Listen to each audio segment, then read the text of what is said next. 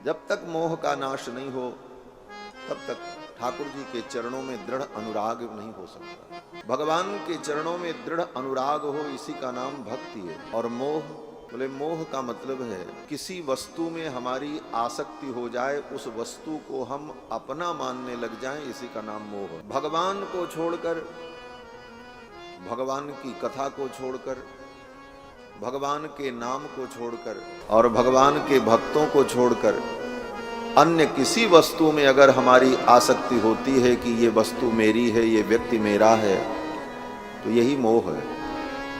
और यह मोह आज नहीं कल आपको दुख देगा। आज भले अच्छा लगे, कल वो दुखदाई है। इसी का उदाहरण हमारे श्री बांके बिहारी जी दे रहे थे। राजर्षि भरत सब कुछ त्याग करके आए थे, एक हिरण के बच्चे में मोह हो गया। एक हिरण के बच्चे में उनका मोह हो गया कि ये मेरा है। जंगल में इतने हिरण थे, किसी को अपना नहीं कहा, उसको अपना मान लिया। और जहां अपना माना कि ये मेरा है, वहीं से बंधन। इनके पिताजी ने, भगवान ऋषभदेव ने, ब्रह्मावर्त में ऋषियों की सभा में जो उपदेश किया था, इन्होंने भी सुना था, लेकिन वो उपदेश विस्मृत हो गया। मुख्य उपदेश उनका यही था कि बंधन और मुक्ति का कारण केवल दो पद है। द्वे पदे बंध मोक्षाय न ममेति ममेति च। ममेति बध्यते जंतुर न ममेति विमुच्यते। सारे प्रवचन का सार इतना ही था। द्वे पदे बंध मोक्षाय, बंधन और मुक्ति के दो पद हैं। पद माने शब्द। दो शब्दों पर विचार कर लो, बंधन क्या है, मुक्ति क्या है, समझ में आ जाएगा। द्वे पदे बंध मोक्षाय, पहला पद क्या है? बोले न ममेति ममेति च। एक पद है न मम और दूसरा पद है मम। अब इन दो पदों में, दो शब्दों में न मम और मम, इसमें कौन बंधन कौन मुक्ति का कारण है? तो वेद व्यास जी कहते हैं कि ममेति बध्यते जंतुर मम, यही जीव को बांधता है। ममेति बध्यते, किसी भी वस्तु को, व्यक्ति को हम अगर ये सोचने लग जाएं मम ये मेरा है, वहीं से बंधन शुरू हो जाता है। ममेति बध्यते जंतुर और न ममेति विमुच्यते, और न मम मेरा नहीं है, न मम मेरा नहीं, ये चिंतन होता रहे। संसार की हर वस्तु का हम उपयोग करें और सबसे मिलें, सबसे व्यवहार हमारा हो, लेकिन बार बार अपने मन को, बुद्धि को हम समझाते रहें कि अपना कुछ नहीं है। यही साधना। दिन भर माला जपते रहें और ये बात हमारे मन को समझ में नहीं आई तो ठीक है, भगवान का नाम लो, मंत्र जपो, निष्फल नहीं होगा, परंतु विलंब होगा। साधना का रूप यही है कि कहीं भी हमारी आसक्ति न हो। न ममेति, न मम, मेरा नहीं। उपयोग सब करो। कैसे? बोले जैसे जब आप ट्रेन में यात्रा करते हैं तो ट्रेन की सीट पर आप बैठते हैं, उसका पूरा उपयोग करते हैं, आपने उसका भुगतान भी किया, लेकिन ये आप जानते हैं कि ये मेरी नहीं है। 2 घंटे बाद, 8 घंटे बाद गंतव्य पर पहुंचने पर इसे छोड़ करके हमें जाना है। और जब आप अपने गंतव्य तक पहुंच जाते हैं तो घूम करके भी उधर नहीं देखते उस पे कौन बैठा, कौन आया, कौन गया, क्या हुआ, चल दिया। यही संसार की यात्रा है। हर वस्तु का उपयोग करते हुए भी कहीं भी हमारा मन बंधे नहीं। इसी को ईशावास्योपनिषद में भगवान वेद कहते हैं, तेन त्यक्तेन भुंजी था मां गृध कस्व सिद्धनम। ईशावास्यमिदं सर्वम यत् किंचित जगत्याम जगत। ये संपूर्ण जगत क्या है? बोले परमात्मा का निवास है। हर वस्तु में अंतर्यामी रूप में परमात्मा विद्यमान है। ईशावास्यमिदं सर्वम यत् किंचित जगत्याम जगत तेन त्यक्तेन भुंजी था। संसार के विषयों का भोग करो, उपभोग करो, उपयोग करो, लेकिन त्यक्तेन भुंजी था, त्याग पूर्वक।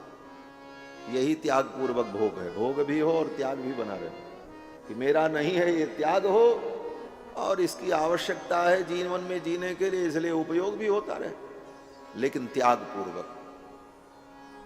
तो यही बंधन से मुक्ति का उपाय है। न ममेति, न मम, मेरा नहीं। इसीलिए बार बार यज्ञ कर्मानुष्ठान में, यज्ञ कर्म करते समय बार बार आचार्य लोग इस शब्द का उच्चारण करते हैं, अनेन जपेन भगवान श्री रामचंद्र प्रीयताम नमम नमम। जप भी किया, लेकिन उस जप के विषय में भी ये भावना करनी है, न मम, मेरा नहीं। अपने कर्तृत्व का अभिमान, अपने किए हुए अनुष्ठान धर्मादि का भी अभिमान आ गया कि मैंने किया, ये किया हुआ अनुष्ठान मेरा है, बोले वो भी तुमको बंधन में डाल दे। न मम, मेरा नहीं। बड़े बड़े यज्ञानुष्ठान करने के बाद अंत में यही कहते हैं, मेरा नहीं है।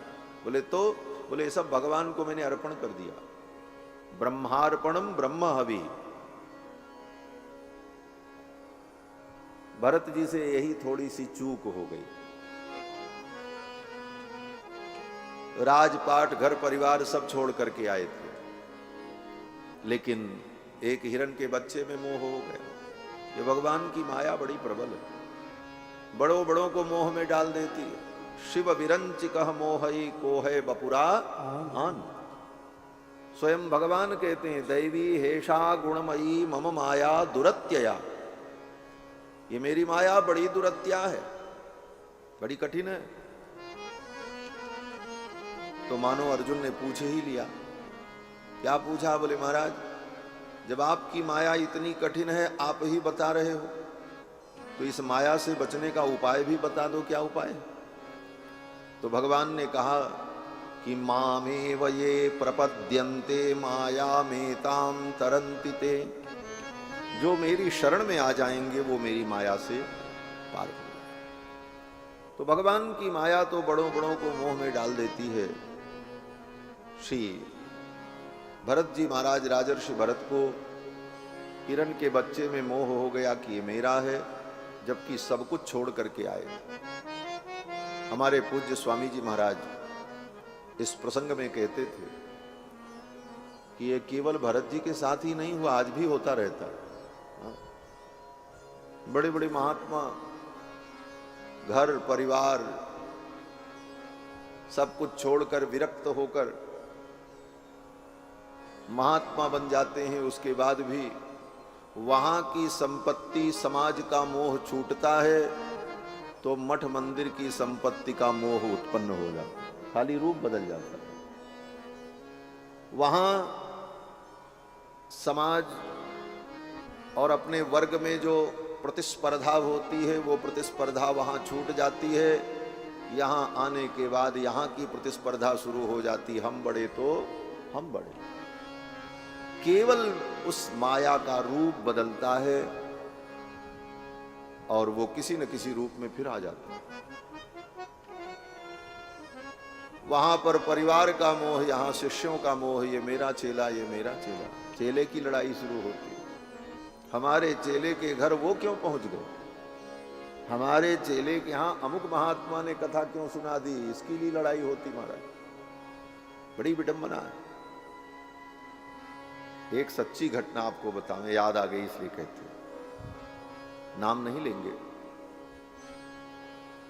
मिथिला में एक सज्जन हमारे बड़े प्रेमी, उनकी इच्छा हुई कथा कराने की।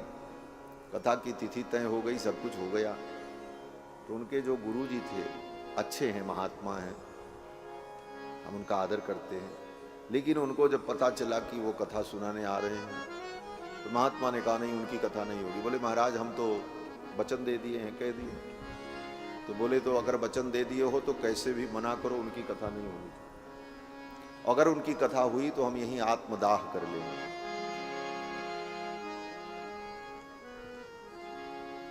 गजब दुनिया है प्रभु। महाराज यही विकार जीवन से चला जाए, यही असली साधुता है। महाराज सब कुछ छोड़ करके आने के बाद भी कहीं न कहीं शिष्य का संग्रह, मठ मंदिरों का संग्रह और उसकी लड़ाई, ये सब चलती रहती है।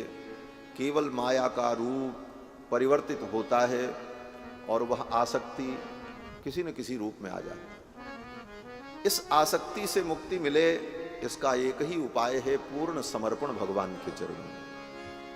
पूर्ण समर्पण हो तो ठाकुर ही बचाऊं, अपने से तो कोई बच नहीं सकता। जो बांधे सोई छोड़े, जो बांधता है वही खोलता है, जो बांधे वही छोड़े।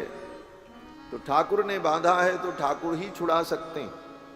इसलिए भगवान के चरणों में पूर्ण समर्पण कर देना, यह शरणागति, प्रपत्ति, भरन्यास, किसी को भरन्यास कहा जाता, अपने भार का भगवान के ऊपर न्यास कर देना, छोड़ देना। भरन्यास, प्रपत्ति, शरणागति, समर्पण, यही वाल्मीकि रामायण का मूल सिद्धांत। श्रीमद् वाल्मीकि रामायण में शरणागति का ही विस्तार से विवेचन है।